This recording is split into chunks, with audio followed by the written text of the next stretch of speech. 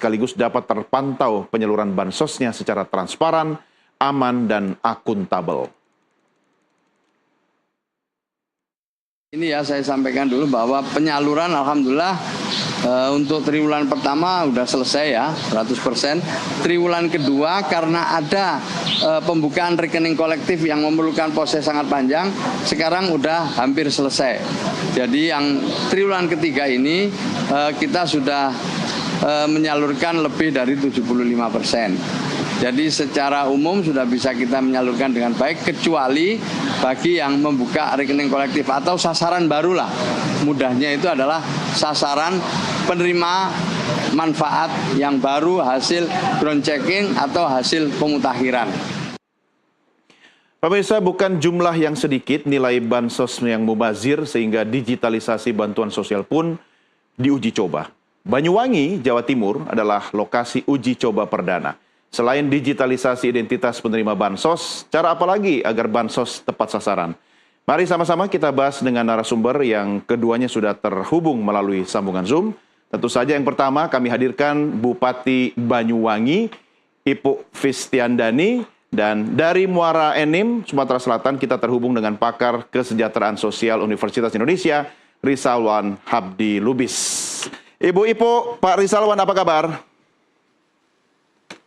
Ya, Mas Doni. Baik, saya mau apresiasi dulu. Bu Ipuk ini sejak jadi Bupati Banyuwangi ada aja kejutan dan terobosannya. Sebenarnya apa sih kunci rahasia memimpin wilayah Anda?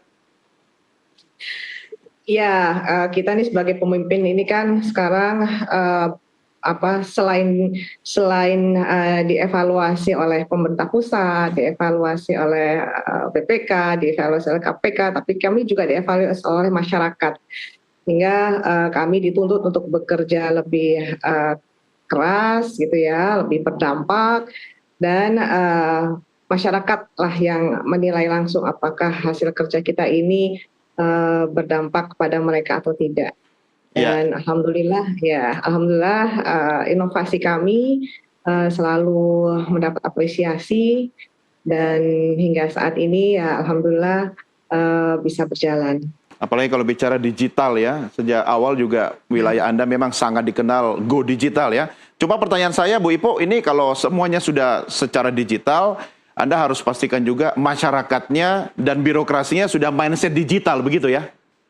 Harus, jadi kami juga membuat konsep digital dalam pelayanan publik kami juga bukan hanya sekedar aplikasi saja gitu, tapi bagaimana pemerintah atau birokrasi ini juga bisa menggunakannya dan masyarakat juga bisa memanfaatkannya seperti itu. Dan tetapi kami juga tidak hanya berdasarkan digital, kami juga memfasilitasi masyarakat yang tidak melek digital dengan berbagai program, jemput bola, lalu juga program bunga desa dan sebagainya dalam rangka memberikan pelayanan kepada seluruh masyarakat, kesetaraan lah dalam pelayanan publik di masyarakat. Oke, saya ke Pak Rizalwan. Pak Rizalwan, angka yang spektakuler kalau kita lihat kebocoran, saya menggunakan istilah kebocoran dana bansos yang tidak tepat sasaran itu hampir sampai 17 miliar ya. Itu menurut Anda dengan digitalisasi bansos, apakah kebocoran-kebocoran itu akan bisa ditekan, Pak? Ya, baik Mas Doni. Saya kira memang pertama kita perlu apresiasi ya, Ibu Bupati bersedia menjadi tempat pilot project ya. Ini kan satu uji coba yang boleh dibilang terobosan, tapi tetap ada potensi permasalahan di belakangnya. Ya, yang mau saya sampaikan begini. Sebetulnya konteks bansos digital itu sudah dirintis ya dari sebelumnya. Jadi kalau kita bisa lihat ada memang bansos yang langsung dibantu fisiknya berupa beras, ya, sembako, ada program-program sebelumnya. Tapi ada juga yang cash transfer kan gitu ya. Nah, cuma saya melihat inovasi yang sekarang ini adalah justru datanya itu dimulai dari bawah ya. Karena pendaftarannya seperti yang Ibu Bupati jelaskan tadi itu langsung ya, bahkan masyarakat bisa mendaftar ya untuk menjadi penerima bansos. Sementara di periode-periode yang lalu itu dimulai dari big data ya yang menggambarkan data mikro kemiskinan. Jadi data dari desil-desil itu ya. decil 1 sampai 4 kan gitu. Itu kan dari yang lama gitu. Jadi saya kira ini terobosan karena membalik ya dari bottom up gitu. Nah, cuma seperti yang saya sampaikan tadi, tetap ada potensi kendala yang harus kita waspadai, hati-hati. Karena begini, artinya sebetulnya penerima bansos mungkin seharusnya tidak punya telepon pintar gitu, seharusnya gitu betul. ya. Nah, jadi kemungkinan besar akan menjadi tugas dari aparatur Pemda untuk memperbanyak perangkat-perangkat yang bisa membantu masyarakat mendaftar. Nah, sekali lagi di situ jadi masalah, saya kira akan jadi pintu masalah ya, karena tetap akan ada tanda kutip perantara ya, tanda kutip semacam broker gitu ya, yang akan membuat masyarakat mungkin harus membayar sejumlah uang untuk meminjam handphone, membayar pulsa dan sebagainya. Saya kira itu yang harus, tapi secara umum saya apresiasi sekali ide ini dan saya sangat respect dengan Ibu Bupati yang bersedia menjadi tempat uji coba. Iya, Pak Rizalwan, saya klarifikasi sekaligus meralat statement saya tadi, bukan 17 miliar ya, kebocorannya 17 triliun rupiah. Yes, Gede banget. 17 triliun. Tapi betul. menarik loh, Pak Rizalwan. Sebentar, saya balik ke Bu Ipuk dulu, karena kata kuncinya adalah masyarakat penerima ini, Bu Bupati, tentu harus memiliki gadgetnya, gawainya dulu kan, yang bisa terkoneksi secara digital. Nah, bagi masyarakat mungkin dari kalangan ekonomi yang bawah yang tidak memiliki akses secara digital, bagaimana solusinya, Bu? Ya, jadi sistem ini sudah dibangun oleh pemerintah pusat, di mana ada dua opsi. Ya, masyarakat bisa mendaftarkan dirinya untuk bisa mendapatkan bansos. Yang pertama memang masyarakat bisa langsung mendaftarkan secara pribadi melalui portal Perlinsos. Syaratnya masyarakat harus punya IKD, ya, identitas kependudukan digital. Itu yang pertama. Lalu yang kedua adalah dengan menggunakan agen. Dan agen ini sudah diverifikasi oleh kementerian. Jadi tidak sembarang orang bisa menjadi agen. Tidak sembarang orang bisa membantu masyarakat untuk mendaftarkan sebagai penerima bansos. Siapa yang merekrut agen ini, Bu Ipuk? Kami. Jadi kami di pemerintah daerah merekrut berdasarkan verifikasi dari kementerian. Jadi kami melibatkan teman-teman PKH, TKSK, kami juga libatkan teman-teman OPD, kepala-kepala dinas, kami libatkan menjadi agen, kami libatkan camat, kami libatkan kepala desa, lurah, kami libatkan, dan juga kami libatkan ibu-ibu dasawisma. Jadi semakin banyak agen yang terdaftar, maka semakin cepat data ini masuk dan maka bansos ini bisa segera teridentifikasi penerima bansosnya. Oke, Bu Ipuk, mungkin agak sedikit teknis. Tidak semua agen, tidak semua orang bisa menjadi agen dan ini sudah terverifikasi. Nah, ini penting. Kalau lebih teknis sedikit, Bu Ipuk, soal agen ini tugasnya apa? Dia menggunakan perangkat digital, kemudian bagi warga yang belum terkoneksi secara digital bisa melalui agen ini, bagaimana mekanismenya itu? Ya, jadi bagi masyarakat kan memang tidak mungkin dong orang miskin punya smartphone. Kalau orang miskin punya smartphone pasti bukan orang miskin gitu ya. Kami menggunakan agen ini. Jadi agen ini pertama kali mereka mendaftarkan diri melalui aplikasi Perlinsos, lalu diverifikasi, ya mereka mendapatkan nomor khusus, lalu ada password khusus yang tidak bisa diberikan kepada siapapun, dan mereka punya legalitas untuk menampung masyarakat untuk mendaftar, dan mereka pun nantinya mendampingi para warga yang didaftarkannya hingga nanti mereka memang layak untuk mendapatkan bansos. Jadi saat ini memang pemerintah itu sedang memperbanyak, siapapun boleh mendaftar untuk mendapatkan bansos. Nanti akan diverifikasi secara sistem by system siapa yang benar-benar layak dan mana yang tidak benar-benar tidak bisa menerima bansos seperti itu. Bu Ipuk, dan saya rasa agen ini di bawah koordinasi atau menerima gaji bulanan atau mendapatkan fee atas jasa atau bagaimana? Tidak sama sekali. Jadi memang ini bersifatnya sosial. Kalau teman-teman PKH, TKSK kan memang sudah ada insentifnya sendiri ya. Tetapi kalau kami melibatkan kepala dinas, kami melibatkan camat, itu memang benar-benar sukarela dan hanya ingin membantu masyarakat. Jadi tidak ada insentif tambahan lagi. Artinya agen ini dari kalangan birokrasi? Iya, jadi tidak semua. Tidak semua. Yang pertama dari PKH, pilar-pilar sosial, PKH, TKSK, itu tidak dari birokrasi. Oke. Tetapi kalau yang dari birokrasi yang kami libatkan dalam rangka membantu masyarakat mendaftar adalah dari kepala OPD, dari camat, dari lurah, dari kepala desa, dan juga para kepala dusun. Dan yang paling menakjubkan adalah ibu-ibu dasawisma. Wow, Ya, keren ini. Ibu-ibu ini pasti lebih canggih nih. Cuma pertanyaan saya, siapa yang mendampingi, mensupervisi, atau menjadi pendamping teknis ketika ada kendala di lapangan? Ya, jadi mereka kita latih. Kita ada latih, BIMTEK ya?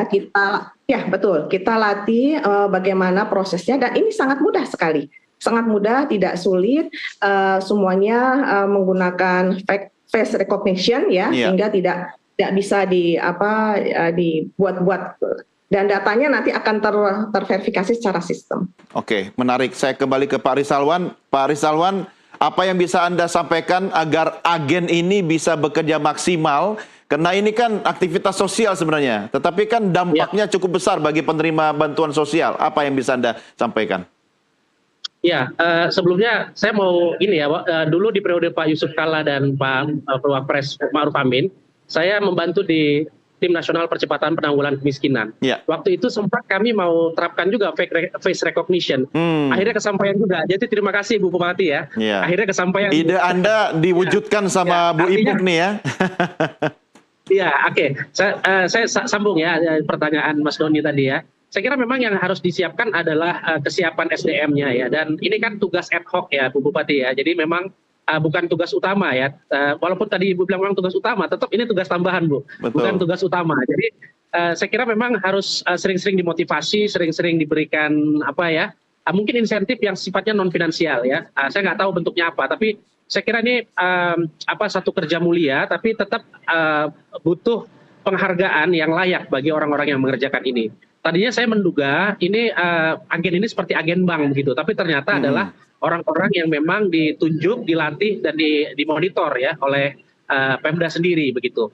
Dan ini menarik saya kira, perlu dipersiapkan sebetulnya kerangka monitoring yang lebih rapi gitu ya saya kira ya, Mas Dodi dan Bu Bupati ya. Jadi, Pak Rizalwan, ada yang perlu kita kritisi juga ketika ini merupakan kerja sosial, tetapi kan memiliki dampak besar bagi penerima bansos.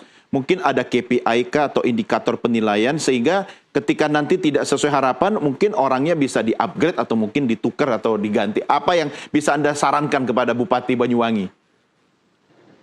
Iya, saya kira yang pertama adalah masalah kebocoran ya. Kebocoran. Itu yang tetap harus, karena concern kita merubah sistem ini kan tentang kebocoran tadi ya. Menghilangkan kebocoran. Artinya selama ini mungkin orang-orang dari kepala desa ada juga di situ ya, camat ada juga di situ, bahkan sampai ke RT RW ya. Kalau sekarang kan mungkin agennya berbeda ya. Mungkin ada juga RT RW seperti yang Ibu Bupati jelaskan tadi, tapi tidak semua RT RW seperti di periode yang sebelumnya begitu. Jadi saya kira memang perlu ada berbagai layer ya, berbagai lapisan monitoringnya begitu. Pertama, paling tidak ada dua ya. Pertama, monitoring terhadap kinerjanya. Kemudian baru ke tepat sasarannya ya.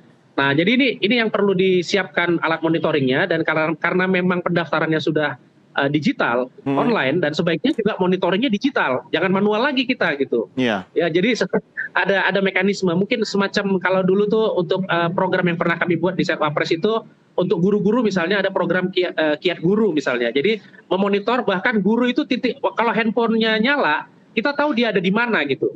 Ya. Nah gitu, jadi ada semacam itu. Jadi betul-betul memonitor dan memantau semua aktivitas secara digital. Saya kira ini akan sangat baik sekali, akan sangat bisa jadi contoh bagi daerah-daerah lain jika memang alat monitoringnya yang menjadi utama. Jadi kuncinya kalau menurut saya digitalisasi ini adalah monitoring, Mas, bukan sekedar pendaftaran, tapi monitoring itu kuncinya saya kira. Ya, kita belajar dari Bu Ipuk. Bagaimana di Banyuwangi, Bu Bupati? Monitoring, kemudian kita juga harus bicara akuntabilitasnya seperti apa nanti. Apa yang bisa Anda bagikan ini kepada daerah lain? Ya, jadi memang sistem ini atau cara ini dibuat adalah dalam rangka mengevaluasi pemberian bantuan sosial di masa yang lampau. Jadi kita ini nantinya sudah menggunakan pola-pola baru. Kita menggunakan data yang hidup nantinya, data yang update, data yang akurat. Jadi nanti setelah ada pendaftaran dari masyarakat, maka nanti sistem ini akan memilah dari desil 1 sampai ke desil 5. Dari yang berhak menerima dan dari yang tidak berhak menerima. Jadi saat ini semua boleh mendaftar, semua masyarakat yang merasa membutuhkan boleh mendaftar. Tapi nanti akan diseleksi by system. Kalau yang punya sepeda motor pasti ya tidak bisa. Kalau yang punya mobil pasti tidak bisa. Rumahnya bagus, apalagi ini sudah by KK. Kalau di KK-nya nanti ada yang SN, ada yang TNI Polri, itu sudah otomatis akan by system ditolak ya. Tapi butuh kejujuran dong, Bu. Kenapa? Butuh kejujuran bagi warga yang mendaftar. Oh, nah itu by system nanti. By system yang akan ini nanti akan diatur dari desil 1, desil 2, dia akan masuk kemana? Desil 1K atau desil 2K atau desil 3K, desil 5K sampai desil 10 mungkin ya. Jadi ini by system.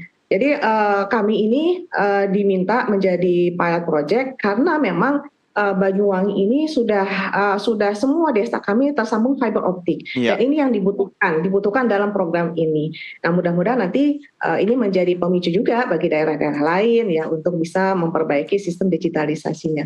Ya, inilah hebatnya Banyuwangi ya. Sejak dipimpin pendahulu Anda, ini kabupaten digital paling keren ini. Tapi sampai hari ini Bu Ipuk ada total berapa jumlah kakak penerima bansos yang sudah terdaftar, kemudian terverifikasi dan bisa dimonitoring ini Bu? Ya, jadi kalau untuk verifikasi memang belum, jadi masih pendaftaran, masih tahap awal sekali. Masih berlangsung gitu ya? Ya, masih berlangsung. Ini per malam ini sudah ada 6.500. Nah, ini yang kemarin ya. Data ini yang kemarin. Sekarang udah nambah. Tapi per malam ini sudah 6.573 pendaftar. 6.573, oke. Pendaftar, dan itu nanti akan diseleksi lagi. Oke. Wah, menarik ini Pak Rizalwan. Ini seharusnya bisa jadi pilot project yang dicontoh oleh wilayah-wilayah lain di Indonesia. Tetapi sambil kita belajar dari Banyuwangi, apa yang bisa Anda sampaikan kepada kepala daerah lain untuk paling tidak ada inisiatif untuk memulai? Ya, mungkin bagi kepala daerah tadi saya mengutip apa yang di awal disampaikan Ibu Bupati ya. Para kepala daerah ini kan terpilih memang tugasnya untuk melayani masyarakat ya. Yuk layani masyarakat dengan lebih baik, terutama masyarakat miskin ya. Karena kalau yang kaya mereka sudah bisa mengurus dirinya sendiri. Mereka punya banyak tabungan, punya banyak aset gitu ya. Tapi kalau yang miskin-miskin ini memang menunggu ya apa yang akan diberikan orang lain ya. Orang lain ini dalam hal ini tentunya pemerintah gitu. Dan saya kira sebetulnya mungkin sudah ada beberapa daerah lain yang juga mungkin punya inisiatif, tapi belum seberani Banyuwangi ya, Banyuwangi ya. Jadi, memang butuh keberanian untuk eksekusi ya. Kalau cuma soal konsep itu mah gampang orang bikin ya Pak ya. Betul. Karena tadi Mas Dodi, syaratnya tadi itu kan kesiapan dari infrastruktur digitalnya. Kalau nggak siap nggak jalan ini barang ini. Iya. Ya kalau nggak siap itu ya nggak bisa jalan. Bagaimana caranya mau mengaktifasi? Ya tapi kepala daerahnya juga sudah mindset digital. Jangan bicara digital tapi mindsetnya masih analog ya kan? Iya. Nanti nih tetangga Ibu Bupati teman saya nanti saya bilang nih ke Pasuruan nih, Kota Pasuruan. Iya. Saya minta studi banding ke Pasuruan, nanti saya WA beliau nih. Iya. Coba studi banding lah ke Banyuwangi itu ya, dekat kok, cuma naik mobil 3 jam kan. Biar belajar gitu. Pasuruan tuh kecil, cuma berapa kecamatan. Iya, Pak Luhut aja udah minta Bu Ipuk ini berbagi pengalaman ke wilayah lain, ya kan? Bu Ipuk sudah diminta untuk sharing ke wilayah-wilayah lain, minimal di Provinsi Jawa Timur nih. Jadi sebenarnya ini belum ya, karena ini kan juga masih proses gitu. Kita masih trial and error dan masih banyak hal yang perlu diperbaiki dalam perjalanan ini gitu. Tetapi jika ini bisa berjalan, saya rasa ini akan sangat bagus sekali. Dan anggaran yang tadinya 17 triliun lolos gitu ya, itu akan bisa terdampak dan tepat sasaran manfaatnya kepada masyarakat yang berhak menerimanya. Dan kami berharap jika di Banyuwangi nanti sukses, mudah-mudahan nanti juga akan diterapkan di seluruh Indonesia. Dan ini memang janji dari pemerintah pusat, terutama ini juga bagian dari konsentrasi Bapak Presiden ya tentunya. Iya. Sampai hari ini apa kendala-kendala yang mungkin bisa dipecahkan bersama-sama agar ini bisa menjadi lebih baik lagi ke depannya?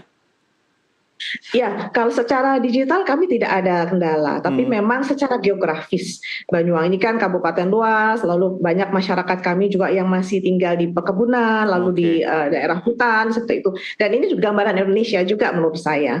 Ya, jadi kalau di luar Jawa kan pasti masih banyak ya dari jarak antar tetangga juga membutuhkan effort juga gitu ya.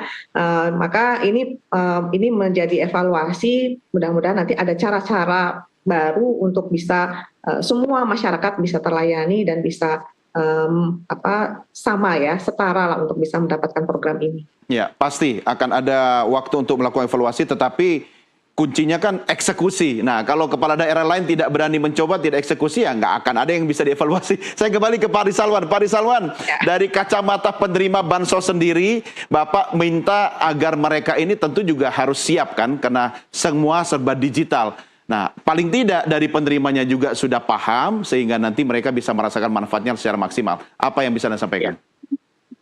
Ya, ini dia. Tadi saya belum menyebut, ada kategori di masyarakat ini yang namanya passive grassroots groups, ya. Jadi kelompok akar rumput yang pasif gitu ya. Nah, jadi sebaiknya memang agen-agen tadi itu tidak pasif, karena ada masyarakat yang pasif. Ya, kita berasumsi pasti ada yang pasif gitu. Jadi kalau tadi ada yang aktif, ingin mencari tahu, ingin mendaftar, ya agennya bisa pasif. Tapi mungkin ada beberapa kategori agen yang bisa ditugaskan untuk menjadi lebih aktif, ya mendengar tetap kanan kiri. Ada sekelompok orang yang memang berhak mendapat bansos, tapi malu untuk mengajukan atau tidak tahu caranya. Gitu. Ya, jadi saya kira ini juga jadi catatan agar jangan sampai ada sekelompok orang yang justru berhak, ya malah tidak mendapatkan gitu. Jadi ini seringkali terjadi ya, dan tentunya sistem yang yang sifatnya top down dan bottom up ini itu akan jadi bagus sekali, karena kalau tadi kita bicara desil 1 sampai 4 yang dulu kan periode lalu dari 1 sampai 4. Tadi saya dengar Ibu Bupati bilang sampai 5 ya. Ini saya kira bagus banget, karena data desil itu kan sebetulnya data top down ya. Dia kan big data ya, dari data nasional ya. Nah, kemudian kan nanti dari bawah ditemukan dan nanti dia akan terverifikasi. Nah, paling yang jadi catatan adalah data itu akan ada di mana? Akan tetap di Kemensos, ya, di Pusdatin Kemensos, atau nanti ada pairingnya, ya, ada kembarannya di masing-masing kabupaten atau kota gitu. Saya kira memang baiknya, idealnya begitu. Jadi kalau dulu periode yang dulu Pemda sudah terlibat, Mas Doni, tapi cuma hanya untuk memverifikasi dan validasi data. Tapi datanya tidak di mereka, datanya tetap di Kementerian Sosial. Jadi saya melihat ini sebetulnya harusnya nih ya, kalau memang belum, tadi Bu Bupati menjelaskan belum sampai ke tahap itu, seharusnya ada data pairing yang dimiliki oleh masing-masing kabupaten kota gitu. Saya kira itu sih kunci. Ini menarik. Saya kembali ke Bu Ipuk sekaligus merespons apa yang disampaikan Pak Risalwan, Bu Ipuk, dan target Anda ke depannya seperti apa? Ya, benar. Jadi itu juga yang terjadi di Banyuwangi. Jadi banyak sekali masyarakat yang memang membutuhkan tapi mereka tidak punya akses. Bahkan juga mereka merasa malu. Bahkan mereka juga tidak paham gitu kalau ada informasi seperti ini gitu. Nah, inilah memang kendalanya, karena ya itu salah satunya faktor geografis tadi.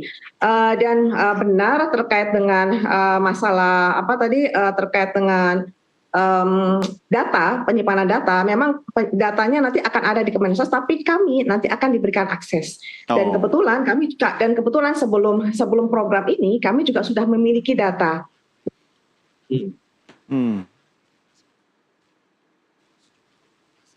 Ya, sayang sekali koneksi dengan Bupati Banyuwangi agak terputus. Oke, silakan dilanjutkan Bu Ipuk, tadi sempat terputus sampai pada data. Ya, jadi sebenarnya Banyuwangi sendiri sudah memiliki data. Sebelum proses ini berjalan, kami sudah memiliki data di UGDK kemiskinan, by name, by address-nya. Dan ini sudah kami gunakan untuk program-program kemiskinan di Kabupaten Banyuwangi.